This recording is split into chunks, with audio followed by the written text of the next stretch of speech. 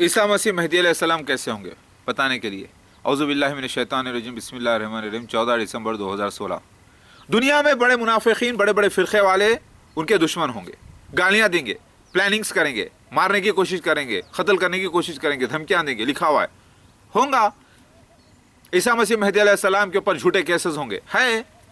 ईसा मसीह मेहदी अलैहिस्सलाम की शबाहत नबी की तरह नहीं होंगी, वो बिल्कुल मॉडर्न लुक्स के होंगे, क्लीन शेव होंगे और बिल्कुल मॉडर्न नज़र आएंगे और हिंदुस्तान में होंगे, और वो कोई भी एतबार से मजहबी नज़र नहीं आएंगे, लेकिन होंगे पूरे मजहबी अमल से, हैं वैसे ही। उनकी कई शादियां होंगी, 9 शादियों का जिक्र है और भी लिखा हुआ है।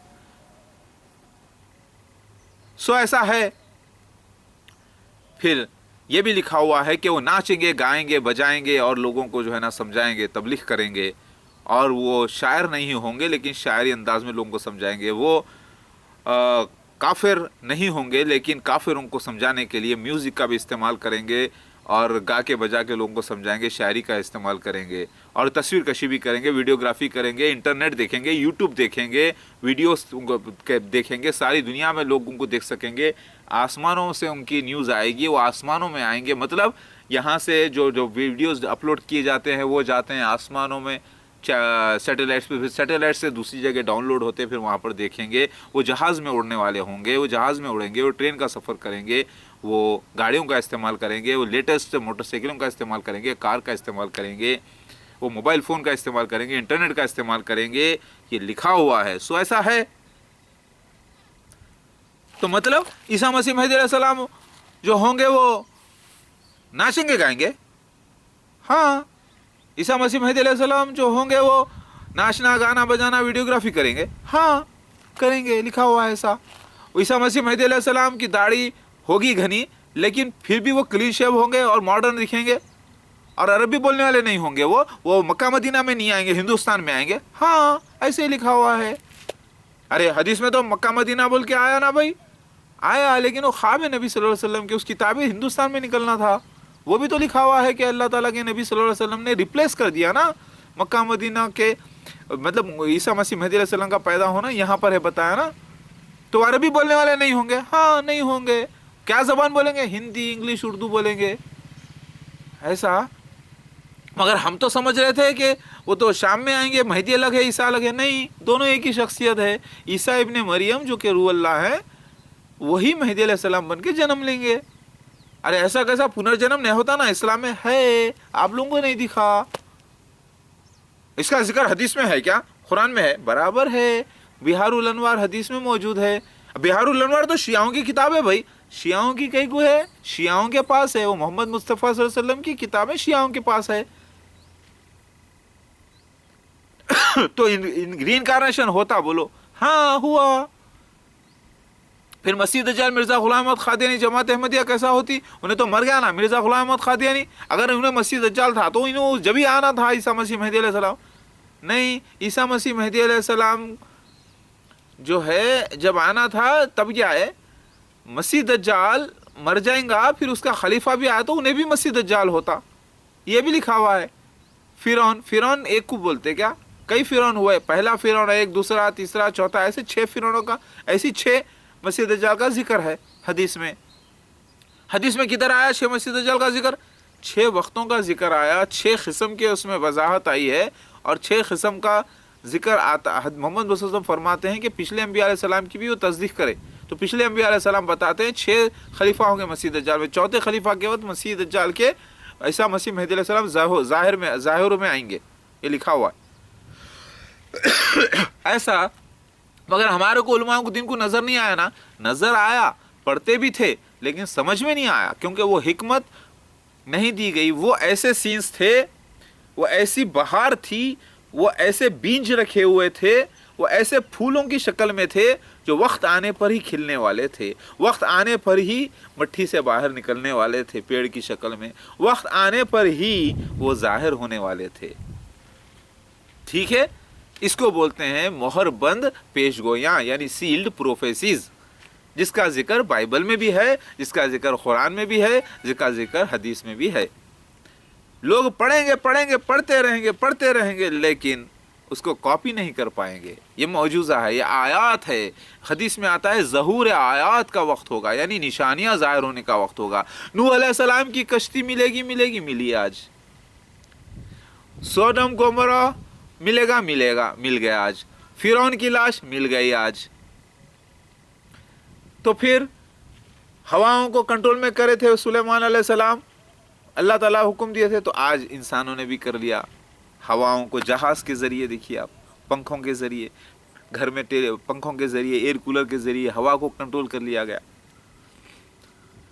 چشمے بہا دیے تھے سلیمان علیہ السلام کے لیے اللہ تعالیٰ, تانبے کا چشمہ, آج کاپر کا چشمہ بہتا ہے. محلے محلے میں کاپر وائرس لگے ہوئے ہیں اور کرنٹ بہتا ہے, اس کے اندر الیکٹرانز فلو ہوتے ہیں, بہتے ہیں, اور اس میں کرنٹ بہتا ہے. اب پتہ چلا, تو اللہ تعالیٰ کی باتیں پوری ہو رہی ہیں. تو عیسیٰ مسیح مہدی علیہ السلام ماڈرن رہیں گے, بولو مطلب ناچنے گانے والے رہیں گے, ایسا کیسا رہتے مذہب؟ ارے بھائی مذہب تم نے اپنی طرف سے سمجھ لیا, تم نے قرآن حدیث کو پوری گہرائی سے سمجھا ہی کہاں ہے. قرآن حدیث تو تمہارے گلے سے نہیں اتری, گویا کہ تم حافظ ہیں, تم میں مفتی عالم بھی ہیں. اللہ اکبر. میری بات سمجھ میں آ رہی ہے؟ اللہ اکبر. تو عیسیٰ مسیح مہدی علیہ السلام ناچنا گانا سب جائز. بھائی سب ناچنا گانا بے حیائی بے شرمی جائز نہیں ہے. ناچنا گانا شرک کے لیے حرام ہے, ناچنا گانا بدفاحش الفاظ کرنا حرام ہے. وہ جو صحیح طریقے سے اللہ کے راستے میں اچھی بات لوگوں تک پہنچانے کے لیے, اچھا میسج لوگوں تک پہنچانے کے لیے ناچ گا کے شاعری کے انداز میں بولنا وہ جائز ہے, وہ بھی مسجدوں میں حرام ہے, قرآن پڑھتے وقت حرام ہے. میری بات سمجھ میں آ گئی؟ تصویر کشی اچھی آئی کے لیے جائز ہے, لوگوں کی سیکیورٹی کے لیے جائز ہے, تحقیق کے لیے جائز ہے, آئیڈینٹیفیکیشن پروفس کے لیے جائز ہے, لیکن اس کا غلط استعمال کرنا وہ حرام ہے. یہ زمانہ ہے, زمانہ اللہ ہے, اور زمانے میں اللہ تعالیٰ نے سارے نشانیاں پر پیش کر دی. کالے خضاب لگانا بھی جائز اب ہو جاتا ہے. کیوں؟ کیونکہ عیسیٰ مسیح مہدی علیہ السلام کے بال کالے ہوں گے لکھا ہوا تھا, تو اللہ تعالیٰ نے اس کو ایک وقت کے لیے حرام رکھ دیا تھا, اور اس میں گنجائش رکھ دی کہ اس کو حلال کرنے کی, اور وہ ہو گئی. تو قرآن میں خود اللہ تعالیٰ فرماتے ہیں عیسیٰ ابن مریم آئے بنی اسرائیل کے پاس کہنے کے لیے وہ جو چیزیں تم کو اللہ نے حرام کر دی تھی اس کو حلال کرنے کے لیے. تو پھر عیسیٰ مسیح کا اس آیت کی تصدیق کے لیے عیسیٰ مسیح مہدی علیہ السلام کا عیسیٰ مسیح کا ہی دوبارہ آنا مہدی علیہ السلام بن کر یہ بات کو کلیئر کرتا ہے کہ جو چیز اللہ نے حرام کر دی تھی لوگوں کے لیے اس کو حلال کر دیں. لیکن حلال کا مطلب یہ نہیں کہ اس کا غلط استعمال. میری بات سمجھ میں آ گئی؟ تو جس کی گواہی اللہ نے دے دی, جس کی گواہی قرآن حدیث نے, تورات انجیل زبور وید پرانوں نے دے دی, جس کی گواہی اللہ تعالیٰ کے دابت المن الارض نے دے دی, اللہ نے دے دی کہ وہ سچے ہیں, اب ان کی بات کو غلط کرنا, ان کے اندر نقص نکالنا, ان کو برا بولنا حرام ہے. اور یہ صرف منافقوں کا کام ہے, نام کے مسلمانوں کا کام ہے, ایمان والوں کا کام نہیں. جس کی گواہی, جس کی تعریف اللہ نے کر دی, وہ جیسے بھی ہیں اللہ والے ہیں, وہ جیسے بھی ہیں اعمال میں بہترین ہیں. اللہ تعالیٰ نے فرمایا حدیث میں ان کو بہترین مومنوں میں سے کہا. اور قرآن میں اللہ تعالیٰ نے رسول کا عہدہ رکھا ہے کہ رسول سب کی جان و مال پہ زیادہ حق رکھتے ہیں.